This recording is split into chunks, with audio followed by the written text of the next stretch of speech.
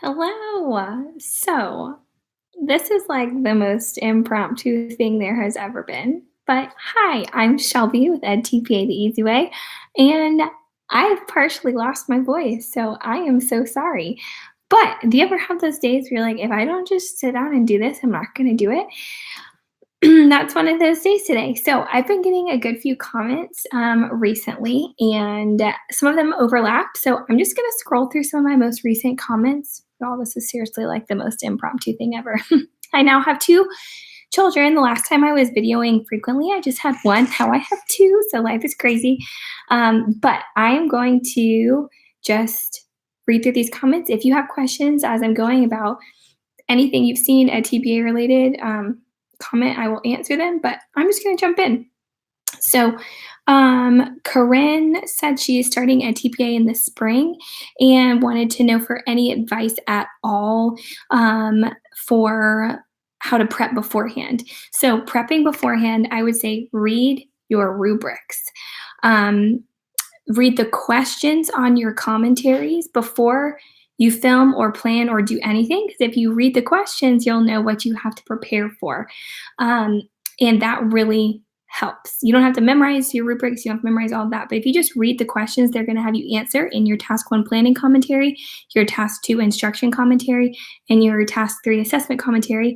And then if you're elementary ed, you might have task 4 like math commentary, read those. That would be my best advice there. How do you answer task 3 rubrics 12 and 13? Not all questions on the rubrics are the same. So if you have an example of that question, Melanie, and you want to type it in, I will give it my best shot, but not all task 3 questions are the same. So add that if you want me to. Alrighty, next question says, the program is having us turn in our task 4 assessment first. Do you have any tips specific to task 4? So if you are doing elementary ed and you have a task 4, that is just math specific. I've worked with one person once before who thought that they had to tie in their literacy lesson with math components and make it like a math literacy combo. And it says specifically not to do that. So this is it's separate from literacy. You're not reading a story and having them like count the number of bears in the story or anything like that. You are making a whole separate math lesson. And that's my baby crying. So, tea for time. I'm gonna go grab a babe. I'll be right back.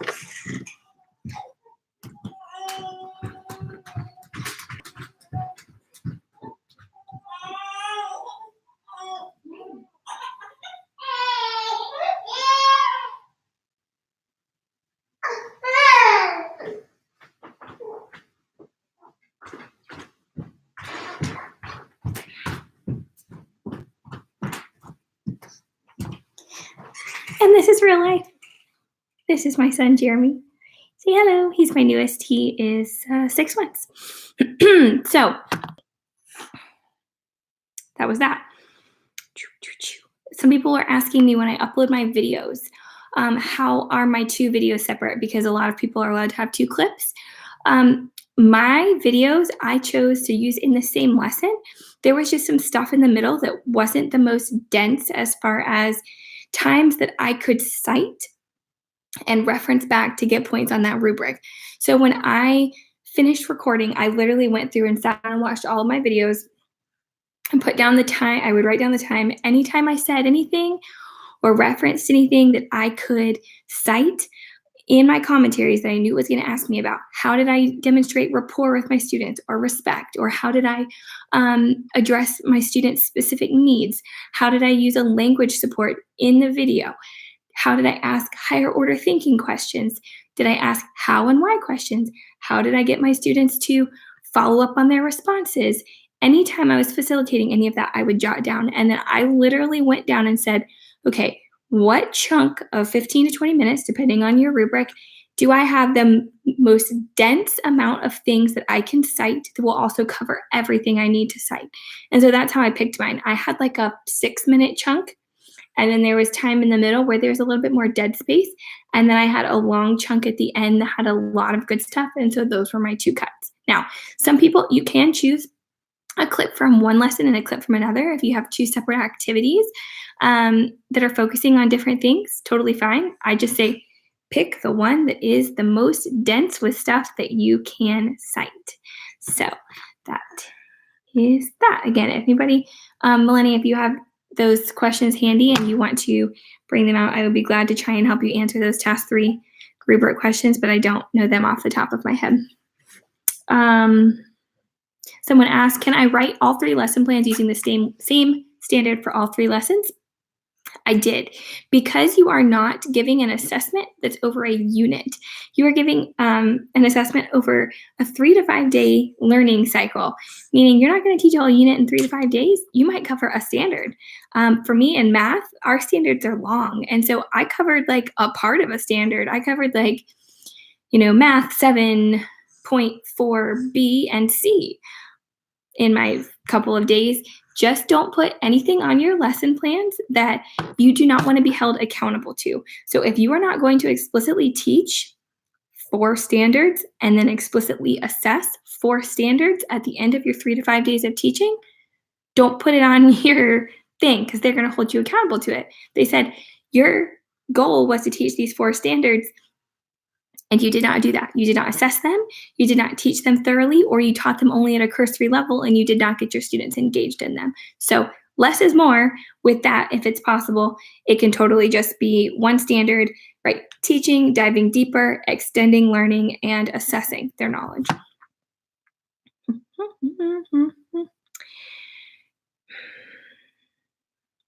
So this says, so for the recorded section, should I just record students talking or should I interact with them as well? If so, how?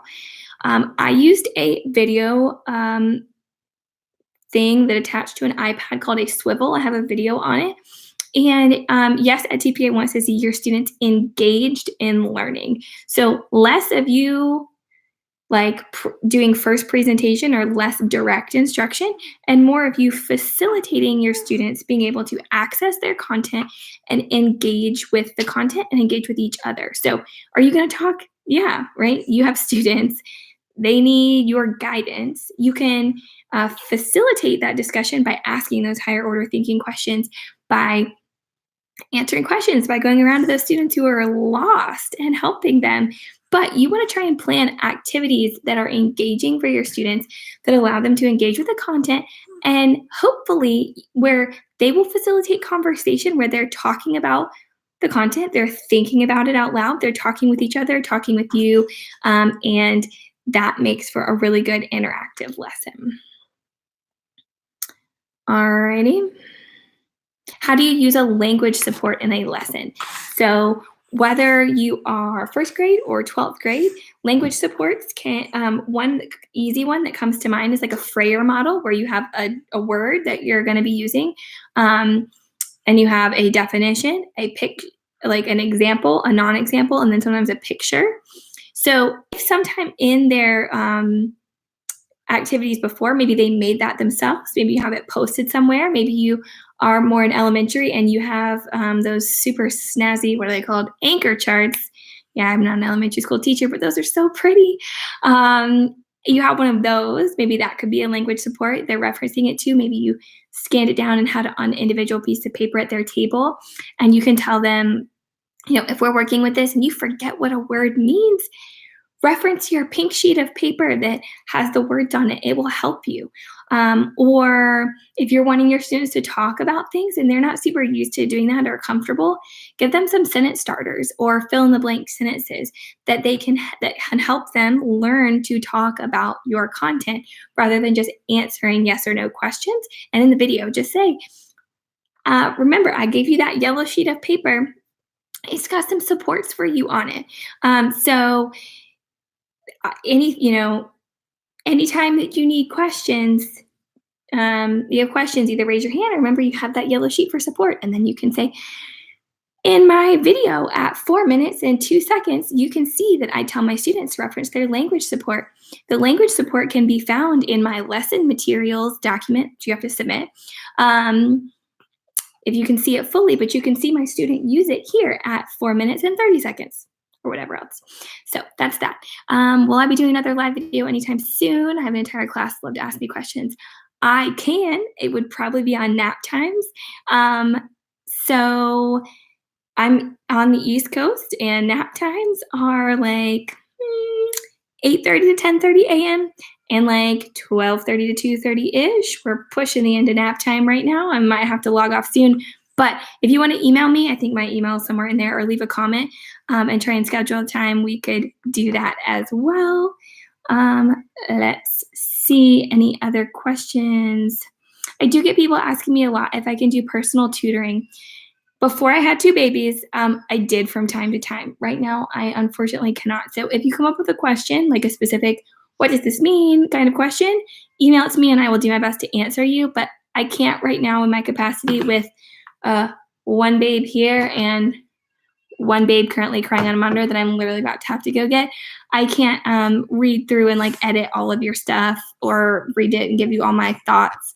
I hope that makes sense. So,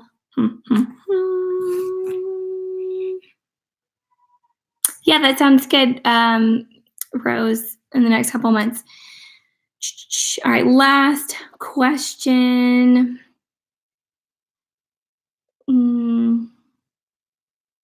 How can I relate my math lessons to my students' personal and community assets? I've been trying to think of ways, but it's hard with math.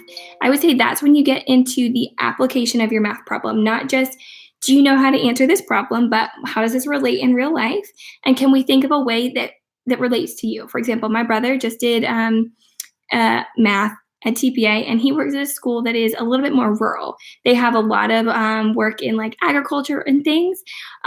My students, when I did mine, they are not in a rural area. I had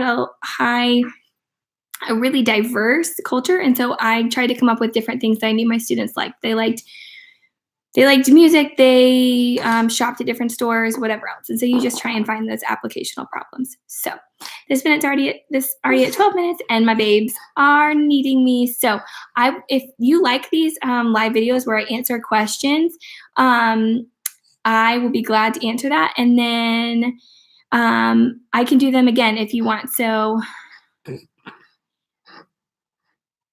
if I added my own commentary for task 3, question 2, is there a specific format in which I should have submitted that work? You added a commentary.